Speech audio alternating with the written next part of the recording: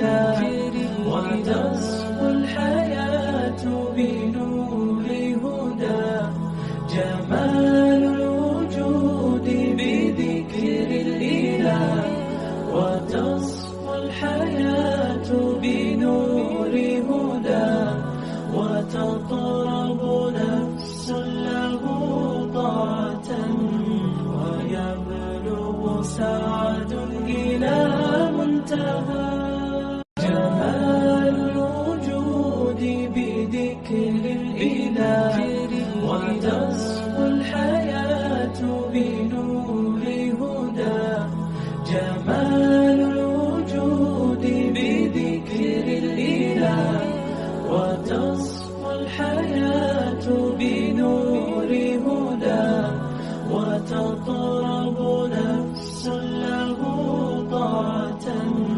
ويبلغ سعد إلى منتهى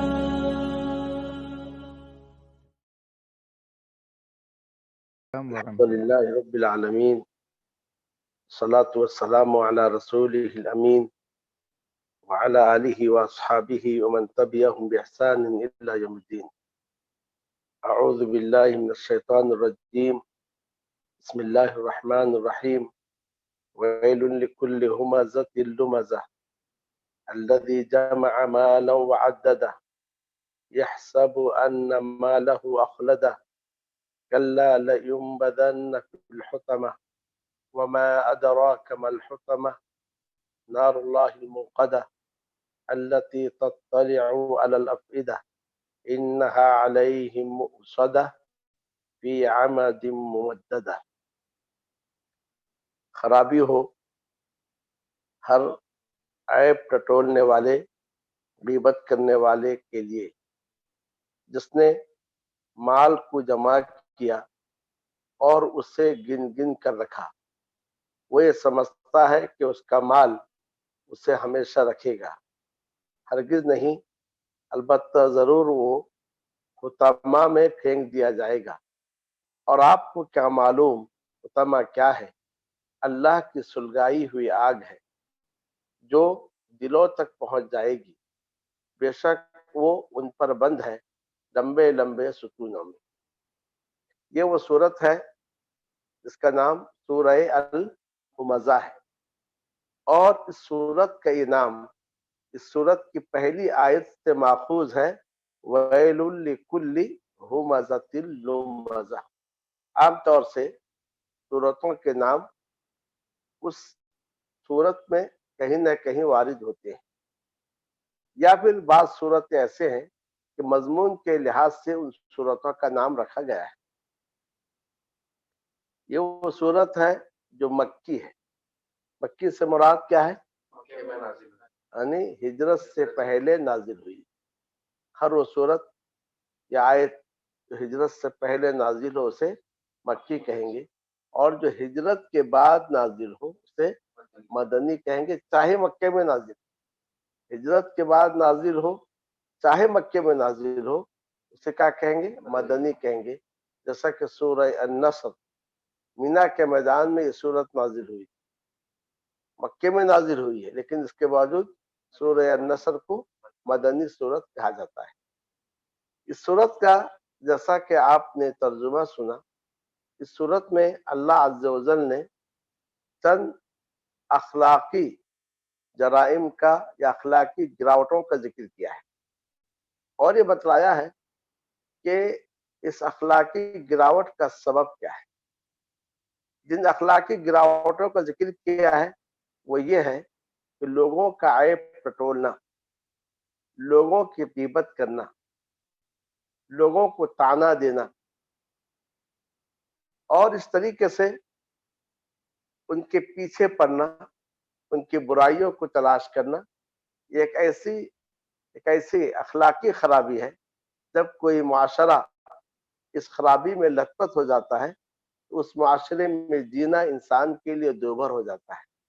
ہر انسان دوسرے انسان کے پیچھے پڑا رہتا ہے، اور اس طریقے سے ہر انسان دوسرے انسان کی کمیوں کو تلاش کرتا ہے یا کہ اس کی خرابیوں کو تلاش کرتا ہے. اور جب کوئی خرابی نہیں ملتی ہے پھر اس پر الزام تراشی کرتا ہے، اس پر بہتان لگاتا ہے، اس پر تہمتیں باندھتا ہے۔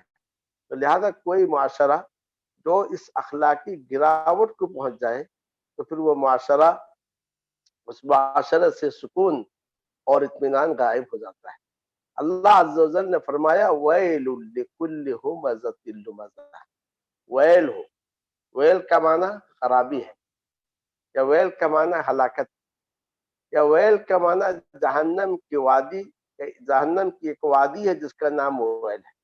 ویل ہو ہر اس شخص کے لیے جو عیب ٹٹولنے والا ہے، غیبت کرنے والا ہے۔ ہمزہ اور لمزہ کے معنی میں اختلاف ہے۔ بعض نے کہا ہمزہ کا معنی عیب ٹٹولنے والا، لمزہ کا معنی غیبت کرنے والا۔ بعض مفسرین نے کہا کہ نہیں، ہمزہ کا معنی غیبت کرنے والا، لمزہ کا معنی عیب ٹٹولنے والا، تانا دینے والا۔ بعض نے کہا نہیں، ان دونوں میں ایک کا معنی ہے آنکھ کے اشارے سے، ہاتھ کے اشارے سے کسی کا عیب بیان کرنا، اور دوسرا کا معنی ہے زبان کے اشارے سے کسی کا عیب بیان کرنا۔ تو گویا خلاصہ یہ ہے کہ عیب ٹٹولنے والا اور غیبت کرنے والا، تانا دینے والا، سارے کے سارے معنی، لان تان کرنے والا، سارے کے سارے معنی ان دونوں الفاظ میں آ گئے۔ تو خرابی ہو ہر عیب ٹٹولنے والے، غیبت کرنے والے شخص کے لیے۔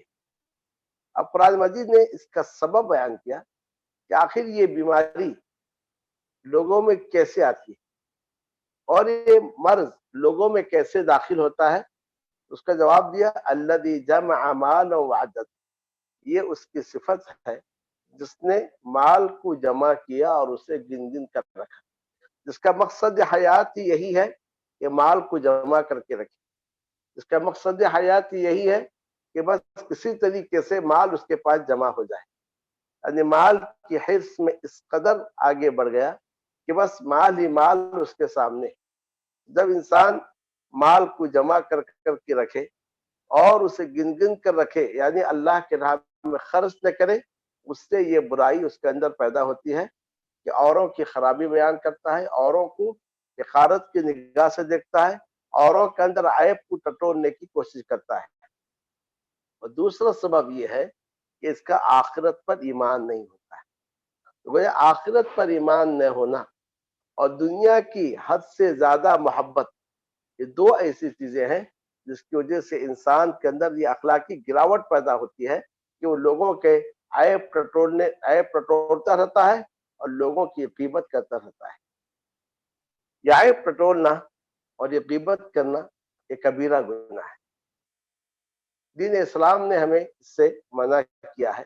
ایک حدیث میں ہے نبی اکرم صلی اللہ علیہ وسلم نے اس سے منع فرمایا، اور منع فرماتے ہوئے آپ صلی اللہ علیہ وسلم نے جب فرمایا، اس سے منع فرمایا، اور خود آپ صلی اللہ علیہ وسلم نے اس کی تعریف بھی بیان کی۔ نبی اکرم صلی اللہ علیہ وسلم نے اپنے صحابہ سے فرمایا اتدرون ما الغیبہ، کیا تمہیں معلوم ہے غیبت کسے کہتے ہیں؟ تو صحابہ کرام نے جواب میں کہا اللہ و رسول عالم، اس کا علم اللہ اور اس کے رسول کے پاس ہے۔ تو نبی اکرم صلی اللہ علیہ وسلم نے غیبت کی تعریف یہ کی ذکرک اخاک بما اکرہ، کہ تم اپنے بھائی کا ذکر کرو ان الفاظ سے یا ان باتوں کو جس کو وہ ناپسند کرتا ہے۔ تو ذکرک اخاک بما اکرہ، تم اپنے بھائی کی وہ باتیں بیان کرو جس سے وہ ناپسند کرتا ہے، یہ غیبت۔ تو پوچھنے والے نے پوچھا اللہ کے نبی صلی اللہ علیہ وسلم، اگر یہ چیز اس میں پائی جائے تو آپ صلی اللہ علیہ وسلم نے فرمایا ان کان فیہ ما تقول فقد اغتبتہ، اگر اس کے اندر یہ بیماری پائی جاتی ہے یا یہ بات پائی جاتی ہے جو تم کہہ رہے ہو تو تم نے اس کی غیبت کی ہے، اور اگر اس میں یہ چیز نہیں ہے تو تم نے اس پر بہتان لگایا ہے۔ تو غیبت کے لیے دو باتیں ہیں۔ پہلی بات یہ ہے غیبت کے لیے کہ آپ اپنے بھائی کی وہ بات ذکر کریں جس سے وہ ناپسند کرتا ہے، کوئی چیز جس سے وہ ناپسند کرتا ہے آپ اس کو ذکر کریں۔ اور دوسری بات یہ ہے کہ وہ چیز اس میں پائی جاتی ہے، اور تیسری بات یہ ہے کہ آپ اس کے پیٹھ کے پیچھے بیان کریں۔ اگر آپ اس کے سامنے بیان کر رہے ہیں کہ تمہارے اندر یہ بیماری ہے، تمہارے اندر یہ خرابی ہے، تو آپ گویا اس پر لعن کر رہے ہیں، اس کو آپ گالی دے رہے ہیں، تو آپ طعنہ دے رہے ہیں۔ نبی صلی اللہ علیہ وسلم نے فرمایا لیس المؤمن بالطعان ولا باللعان، مومن نہ طعنہ دینے والا ہوتا ہے، مومن نہ لعنت کرنے والا ہوتا ہے۔ گویا اس طریقے سے غیبت کے اندر غیبت کی تعریف میں بات آئی، آپ کسی کے پیٹھ پیچھے اس کی برائی بیان کریں۔ یاد رکھیں غیبت کی تعریف کیا ہے؟ آپ کسی کے پیٹھ پیچھے اس کی برائی بیان کریں، اور یہ برائی اس میں پائی جا رہی ہے۔ اگر یہ برائی اس میں نہیں پائی جا رہی ہے تو پھر آپ نے اس پر بہتان لگایا ہے، آپ نے اس پر الزام تراشی کی ہے۔ تو اس برائی سے قرآن مجید میں بھی منع کیا گیا، اور اس برائی سے حدیث شریف میں بھی منع کیا گیا۔ اللہ عز و جل نے اس برائی سے منع فرماتے ہوئے کہا کہ اجتنبوا ولا یغتب بعضکم بعضا، تمہیں کہ بعض کی غیبت نہ کرے، ولا یغتب بعضکم بعضا، تمہیں کہ بعض کی غیبت نہ کرے، ایحب احدکم ان یاکل لحم اخیہ میتا فکرہتموہ، کہ تمہیں کا کوئی یہ پسند کرے گا کہ وہ اپنے بھائی کے گوشت کو کھائے جبکہ وہ مردار ہو۔ یعنی آپ کا بھائی جب مردار ہو، میت ہو جائے، اس کی موت ہو جائے، کیا آپ اس مرے ہوئے بھائی کے گوشت کو کھانا پسند کریں گے؟ تو ناپسند کرو گے۔ تو جب اسے ناپسند کرتے ہو تو زندگی میں بھی اس کی برائی بیان کرنا، اس کا عیب کو بیان کرنا، اس کے پیٹھ پیچھے اس کی برائی بیان کرنے کا مطلب یہ ہے آپ نے اسے مار دیا، اور مار کر آپ اس کے گوشت کو کھا رہے ہیں، اس کے گوشت کو آپ نوچ رہے ہیں۔ تو اس تشبیہ کے ذریعے سے ایک تو منع کیا گیا کہ تمہیں کہ بعض کی غیبت نہ کرے، پھر دوسرا یہ ہے کہ اس کی ایسی تشبیہ دی گئی جس سے ایک انسان کے اندر کراہت ہو اور ایک انسان کے اندر ناپسندیدگی ہو، تو اس سے قرآن مجید میں اس سے منع کیا گیا۔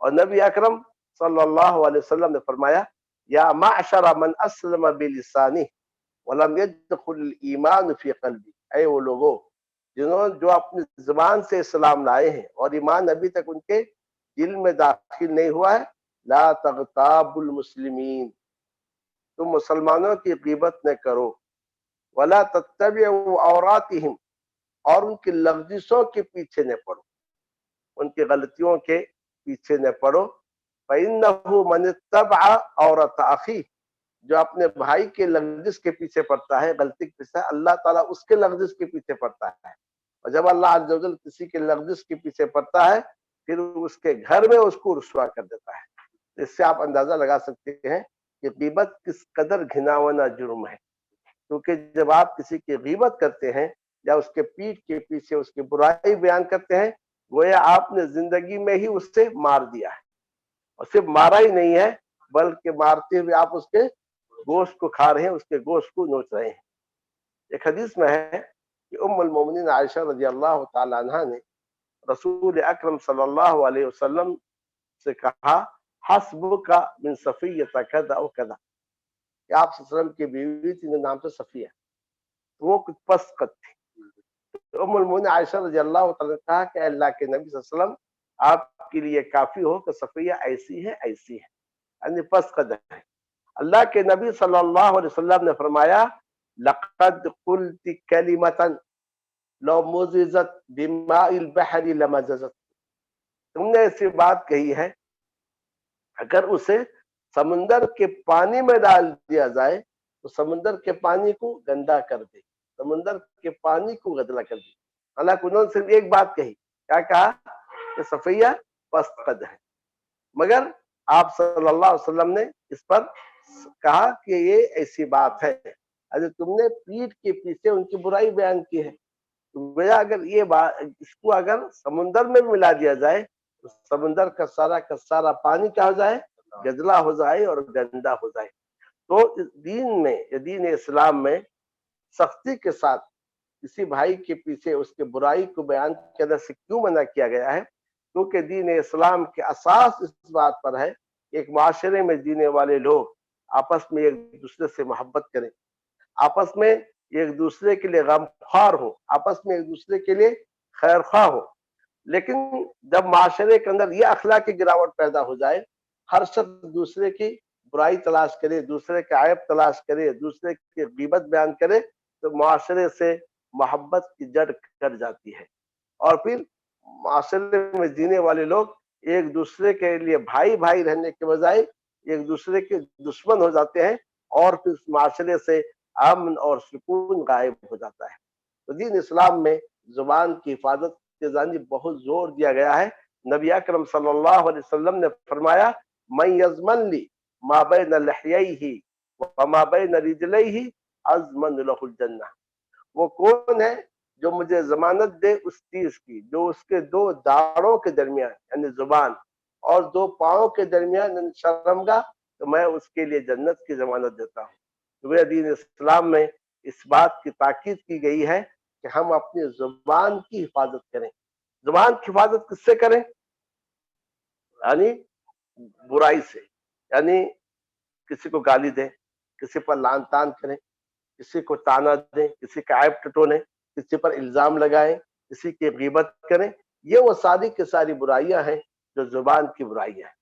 ایک اور حدیث میں ہے، نبی اکرم صلی اللہ علیہ وسلم نے معاذ بن جبل رضی اللہ تعالیٰ عنہ کو ابواب الخیر بتایا کہ خیر کے اعمال کیا ہیں، خیر کے دروازے کیا ہیں۔ ان ساری باتوں کو بتانے کے بعد آخر میں آپ صلی اللہ علیہ وسلم نے فرمایا، الا اخبرک بملاک ذلک کلہ، کیا میں تمہیں ایسی بات بتاؤں جو ان ساری چیزوں کے مالک ہے، یعنی وہ کام کر لو گے تو سارے کے سارے کام تم کر لو گے۔ تو معاذ رضی اللہ عنہ نے کہا، بلا یا رسول اللہ، کیوں نہیں اے اللہ کے رسول صلی اللہ علیہ وسلم۔ تو آپ صلی اللہ علیہ وسلم نے اپنے زبان کو پکڑا اور کہا، کف علیک ھذا، اس زبان کو روک لو۔ اگر اس زبان کو روک لو گے، کیا مطلب؟ اس زبان کی حفاظت کر لو گے تو پھر سارے کے سارے خیر کے دروازے تمہارے لیے کھل جائیں گے اور آسان ہو جائیں گے۔ فقلت یا رسول اللہ، معاذ رضی اللہ تعالیٰ نے فرمایا، اے اللہ کے رسول، اِنَّ لَمُؤَاخَذُونَ بِمَا نَتَكَلَّمُ بِهِ، کیا اپنی زبان سے جو ہم بات کرتے ہیں اس پر بھی ہماری گرفت ہے، کیا اس پر بھی ہماری پکڑ ہے؟ تو آپ صلی اللہ علیہ وسلم فرمایا، ثقلتک امک یا معاذ، اے معاذ تمہاری ماں تمہیں گم کر دے۔ هل يكب الناس في النار على وجوههم الا حصائد السنتهم، لوگوں کو جہنم میں ان کے چہروں کے بل ڈالنے والی چیز کیا ہے؟ زبان سے نکلی ہوئی باتیں، زبان کی کمائی، زبان سے جو نکلی ہوئی باتیں ہیں، تو ان باتوں سے کل انسان کو اس کے چہرے کے بل جہنم میں ڈال دیا جائے گا۔ اور ایک حدیث میں ہے کہ انسان اپنی زبان سے کبھی ایسی بات نکالتا ہے کہ جس سے اللہ کی رضا اور خوشنودی ہوتی ہے، حالانکہ اس کی جانب توجہ نہیں دیتا ہے، لیکن یہ اس کو جنت تک پہنچا دیتی ہے۔ اور کبھی انسان اپنی زبان سے ایسی بات نکالتا ہے کہ جس سے اللہ کی ناراضگی ہوتی ہے اور اس کی جانب توجہ نہیں دیتا، مگر یہ چیز اسے جہنم کی کھائیوں میں لے کر پھینک دیتی ہے۔ اس سے یہ بات معلوم ہوئی کہ ہمیں یہ چاہیے کہ اپنے زبان کی حفاظت کی جانب توجہ دے، جیسا کہ عقبہ بن عامر رضی اللہ تعالیٰ عنہ سے مروی ہے، انہوں نے کہا، قلت یا رسول اللہ من نجات، میں نے کہا اللہ کے رسول صلی اللہ علیہ وسلم نجات کیا ہے؟ تو آپ صلی اللہ علیہ وسلم نے فرمایا، امسک علیک لسانک، اپنی زبان پر گرفت کرو، یعنی اپنی زبان کو اپنے آپ پر روک کر رکھو، یہ نہیں کہ جو دل میں آیا کہہ دیے، بغیر سوچے سمجھے جو چاہے کہہ دیے۔ امسک علیک لسانک، اپنے زبان کی حفاظت کرو، ولیسعک بیتک، تمہارا گھر تمہارے لیے کافی ہو جائے، وابکی علی خطیئتک، اور اپنے گناہ پر تم رو۔ ابوبکر رضی اللہ تعالیٰ عنہ کے تعلق سے آتا ہے کہ وہ اپنے زبان کو پکڑتے تھے اور کہتے تھے، ھذا الذی اوردنی الموارد، یہی ہے جس نے مجھے ہلاکت میں ڈال دیا۔ وہ اس طرح اشارہ کرتے تھے کہ زبان کی حفاظت کی جائے۔ اور ایک حدیث میں ہے، جب ابن آدم صبح کرتا ہے، سارے کے سارے اعضاء زبان سے کہتے ہیں، کیا کہتے ہیں؟ کہ اتق اللہ فینا، ہمارے خاطر تم اللہ سے ڈرو، تم اگر صحیح ہو ہم صحیح رہیں گے، اور تم اگر ٹیڑے ہو جاؤ ہم سارے کے سارے ٹیڑے ہو جائیں گے۔ اس سے اندازہ لگائیے کہ زبان کی کس قدر اہمیت ہے۔ ایک حدیث میں ہے، نبی صلی اللہ علیہ وسلم سے پوچھا گیا کہ کون سا اسلام سب سے اچھا ہے؟ یا کون سا مسلمان سب سے بہتر ہے؟ نبی صلی اللہ علیہ وسلم من سلم المسلمون بلسانہ ویدہ، وہ مسلمان سارے مسلمانوں میں افضل ہے جس کی زبان اور ہاتھ سے سارے کے سارے مسلمان محفوظ رہے۔ تو گویا اس سے اندازہ لگا سکتے ہیں کہ یہ زبان اللہ کی کیسی عظیم نعمت ہے، اس کا صحیح استعمال کر کے ہم اللہ کی رضا اور خوشنودی حاصل کر سکتے ہیں، اور اس کا اگر ہم غلط استعمال کرتے ہیں اس سے اللہ کی ناراضگی حاصل ہوتی ہے، بلکہ یہی چیز انسان کو جہنم کی کھائیوں تک پہنچا دیتی ہے۔ تو اس صورت میں تو ان دونوں زبان کی خرابی کا ذکر کیا گیا، در حقیقت اس میں اشارہ ہے کفار مکہ کے جانب۔ جب نبی اکرم صلی اللہ علیہ وسلم مکہ کے وادیوں میں دعوت کے کام کو لے کر اٹھے، توحید کے جانب لوگوں کو بلاتے رہے کہ ایک اللہ کی عبادت کرو، اس کے سوا تمہارا کوئی معبود نہیں ہے، لا الہ الا اللہ کہو تو کامیاب ہو جاؤ گے، تو یہ لوگ آپ کو مختلف طریقے سے ایذائیں دیتے تھے۔ ان طریقوں میں ایک طریقہ یہ تھا کہ وہ آنکھوں سے اشارہ کرتے تھے، مسلمانوں کا عیب بیان کرتے تھے، پیٹھ پیچھے مسلمانوں کی غیبت کرتے تھے، اور اس طریقے سے مختلف طریقے سے زبان کے ذریعے ایذا دیتے تھے۔ کبھی کہتے تھے دیکھو یہ ابن ابی کبشہ آ گیا ہے، یعنی ابو کبشہ کا لڑکا ہے۔ کبھی کیا کہتے ہیں، ارے یہ وہ لوگ ہیں جو زمین کے لیے آسمان کی باتیں کرتے ہیں۔ کبھی کہتے کہ دیکھو کہ اللہ تعالیٰ انہی کے لیے جنت بنایا ہے۔ تو اس طریقے سے کبھی آنکھ مارتے تھے، دیکھو آ گیا۔ تو وہ اس طریقے سے تکلیف ہوتی تھی نبی صلی اللہ علیہ وسلم کو اور صحابہ کو۔ آپ کہیں راستے میں چلیں، کسی مجلس سے گزرے، لوگ آپ پر آنکھ مارے یا زبان سے کچھ اشارہ کرے، تکلیف ہوگی نہیں ہوگی؟ تو اللہ عز و جل نے مشرکین کے اس اخلاقی گراوٹ کا ذکر کیا ہے کہ یہ جو اخلاقی گراوٹ میں تم شکار ہو، اس کی وجہ یہ ہے کہ تمہارے پاس مال و دولت ہے۔ تم یہ سمجھے ہو کہ یہ مال و دولت تمہیں دنیا میں ہمیشہ ہمیشہ رکھیں گے، یعنی اس کا مطلب یہ ہے موت سے غفلت ایک ایسی چیز ہے جو انسان کو اس بیماری میں مبتلا کر دیتی ہے۔ اگر کوئی انسان یقین کر لے اسے ایک نہ ایک دن مرنا ہے، اپنے رب کے پاس جانا ہے، اور اپنے ساری کہی ہوئی باتیں اور اپنے کردہ اعمال کے اللہ کے پاس جواب دہی ہے، تو پھر اپنی زبان کو کسی کے خلاف استعمال کرتے ہوئے ہزار بار وہ سوچے گا، پتہ نہیں میں اپنی زبان سے کیا بات کہوں اور اس سے آگے چل کر میری گرفت ہو جائے۔ اللہ رب العالمین نے فرمایا ویل لکل ہمزۃ لمزہ، ویل ہو ہر عیب ٹٹولنے والے، غیبت کرنے والے کے لیے۔ ویل کا کیا معنی ہے؟ ہلاکت، خرابی، اور ایک معنی کیا ہے؟ جہنم کی ایک وادی ہے جس کا نام ویل ہے۔ وہ جہنم کی وادی ویل یا ایک خرابی اور ہلاکت ہے ہر اس شخص کے لیے جو لوگوں کا کے عیوب کو ٹٹولتا ہے اور کیا کرتا ہے؟ ان کی غیبت کرتا ہے۔ غیبت کی تعریف کیا کی گئی؟ کسی کے پیٹھ پیچھے اس کی برائی بیان کرنا۔ اس کے بعد رب العالمین نے فرمایا الذی جمع مالا وعددہ، جس نے مال کو جمع کیا اور اسے گن گن کر رکھا۔ مال جمع کرنا عیب نہیں ہے، اگر مال نہ ہو پھر ہم کو زکوٰۃ کا حکم کیوں آیا؟ مال نہ ہو پھر وراثت کے مسائل کیوں بیان کیے گئے؟ بہت سارے چیزیں، بیوع کے مسائل کیوں بیان کیے گئے؟ تو مال جمع کرنا عیب نہیں ہے، بلکہ مال اسلام میں کیا ہے؟ یہ ریڑھ کی ہڈی ہے، کس کے لیے؟ ایک معاشرے کے لیے۔ مگر مال کی اس قدر محبت میں انسان ڈوب جائے کہ مال کو سب کچھ سمجھ لے، مال کو اللہ کے راہ میں خرچ نہ کرے اور یہ سمجھے کہ مال ہمیشہ ہمیشہ اس کے پاس رہے گا یا یہ مال اس کو ہمیشہ ہمیشہ رکھے گا، یہ جو ہے بری چیز ہے۔ اسی لیے اللہ عز و جل نے قرآن مجید میں مال کو فتنہ قرار دیا، ان اموالکم واولادکم فتنہ، اور آگے ہے کہ اللہ کے پاس اجر عظیم ہے۔ اگر آپ نے مال کا صحیح استعمال کیا اور اولاد کی صحیح تربیت کی تو رب العالمین کے پاس تمہارے لیے اجر عظیم ہے۔ تو ویل لکل ہمزۃ لمزہ، ویل ہے ہر طعنہ دینے والے، غیبت کرنے والے کے لیے جس نے مال کو جمع کیا اور اسے گن گن کر رکھا۔ یحسب ان مالہ اخلدہ، وہ گمان کرتا ہے کہ اس کا مال اس کو ہمیشہ رکھے گا۔ اس کا گمان یہ ہے کہ یہ مال اس سے ہمیشہ رکھے گا، یہ مال اس سے سدا رکھے گا، یا ہے کہ یہ مال اس کے پاس ہمیشہ رہے گا، یہ اس کا گمان ہے۔ اللہ عز و جل نے فرمایا کلا، ہرگز نہیں، لَيُنبَذَنَّ فِي الْحُطَمَةِ، البتہ ضرور وہ پھینک دیا جائے گا حطمہ میں۔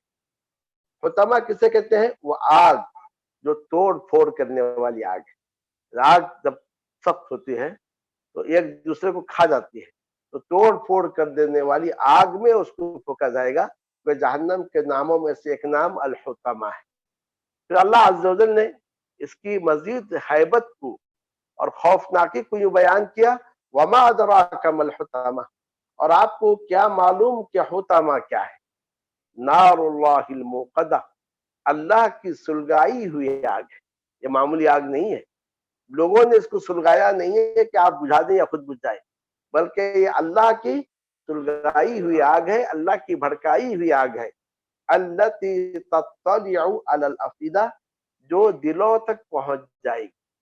دنیا کی آگ بھی دلوں تک پہنچتی ہے، لیکن فرق یہ ہے کہ دنیا کی آگ چمڑے کو جلا کر جب دلوں تک پہنچتی ہے تب تک انسان مر جاتا ہے، لیکن آخرت میں موت نہیں ہے، تو وہ آگ انسان کو جلاتے ہوئے اس کے دل کو پہنچے گی اور دل کو جلائے گی۔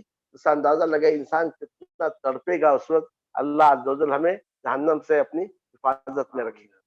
التی تطلع علی الافئدہ، کہ جہنم کی آگ وہ ہے جو صرف چمڑے کو نہیں جلائے گی بلکہ انسان کے اندر داخل ہو جائے گی، اس کے دل کی بھی جلائے گی۔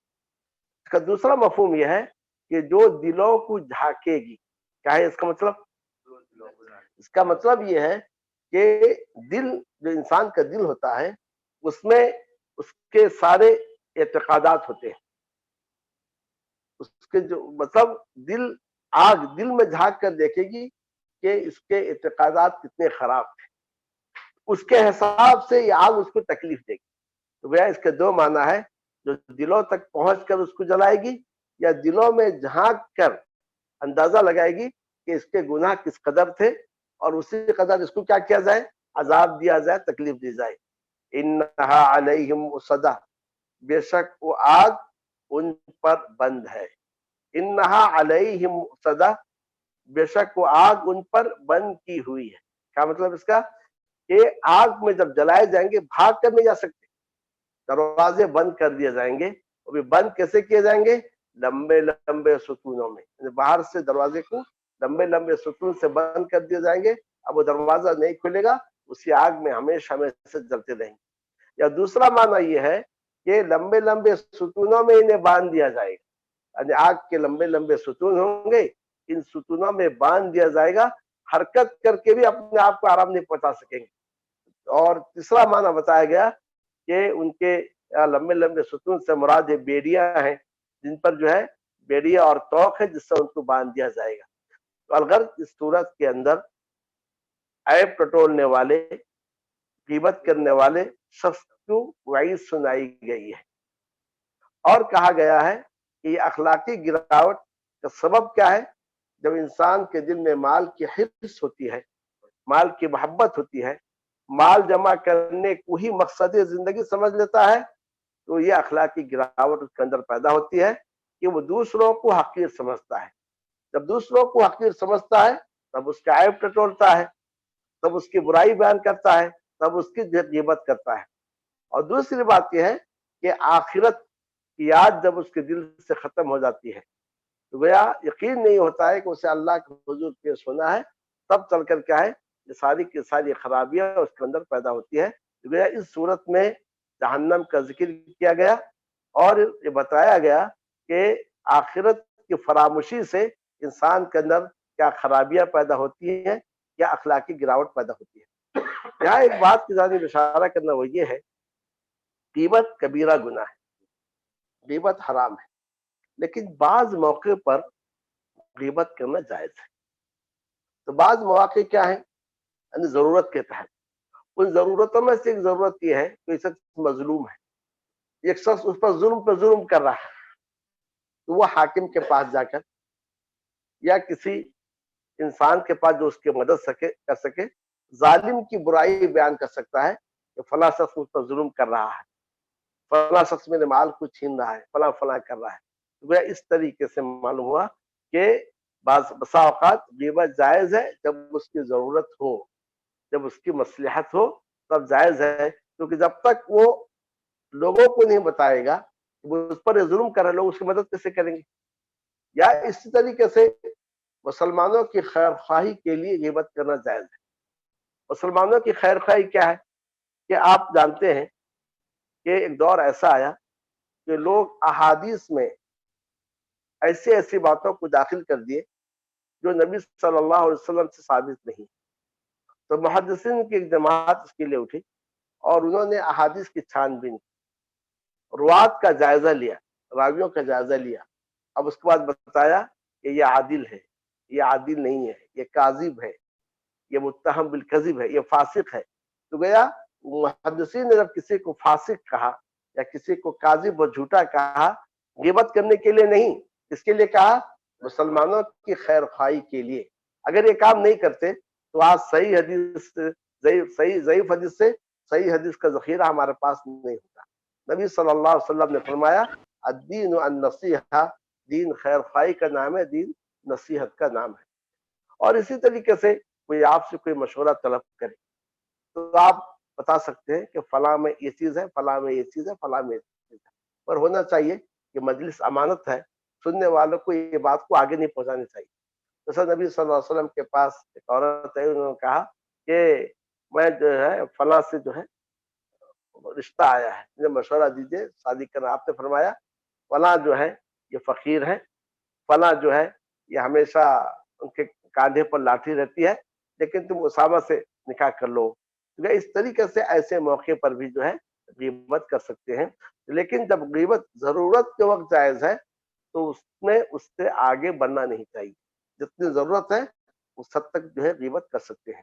الغرض کرنے کا مقصد یہ ہے کہ ایک بڑی اہم صورت ہے جس میں معاشرے میں پائے جانے والے اخلاقی گراوٹوں کا ذکر کیا گیا ہے اور اس کا علاج بتایا گیا ہے.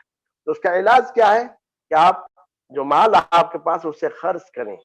جب آپ غربا کو، مساکین کو، یتیموں پر مال خرچ کریں گے تو دل کا بھی تزکیہ ہوگا. اور دوسرا یہ ہے کہ آپ ان کی برائی بیان نہیں کریں گے، ان کے عیب کو ٹٹولیں گے. آپ ان پر خرچ کرتے ہیں، آپ ان کے عیب کو ٹٹولیں گے نہیں. اور دوسری چیز یہ ہے انسان کو ہمیشہ موت کو یاد کرنی چاہیے اور آخرت کو یاد کرنی چاہیے. موت کی یاد اور آخرت کی یاد ایسی چیز ہے جو انسان سے برائیوں کو ختم کر دیتی ہے، اخلاقی گراوٹوں کو ختم کر دیتی ہے. یہ اس صورت کا خلاصہ ہے. اللہ رب العالمین سے میری دعا ہے کہ اللہ عز و جل ہمیں فہم قرآن کی توفیق عطا فرمائے اور جو کچھ ہم ان مجالس میں سنتے ہیں ان پر ہمیں رب العالمین عمل کرنے کی توفیق دے. صلی اللہ تعالی علی النبی الکریم وعلی آلہ وصحبہ اجمعین. دیکھیے آج کل جو ہے معاشرے میں بے وجہ لوگوں کا قتل غارت جو کر رہے، تو یہ صورت کے تحت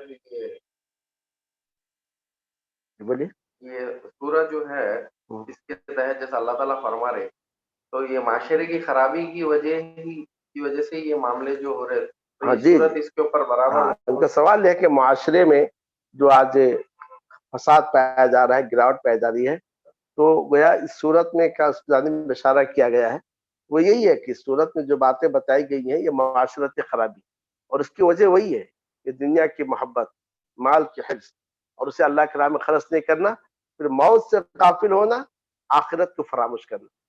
جو بھی معاشرے میں خرابی پائی جا رہی ہے اس کی بنیادی اور بڑی وجہ یہ ہے. اسی پر ہم اتفاق کرتے ہیں. شیخ توصیف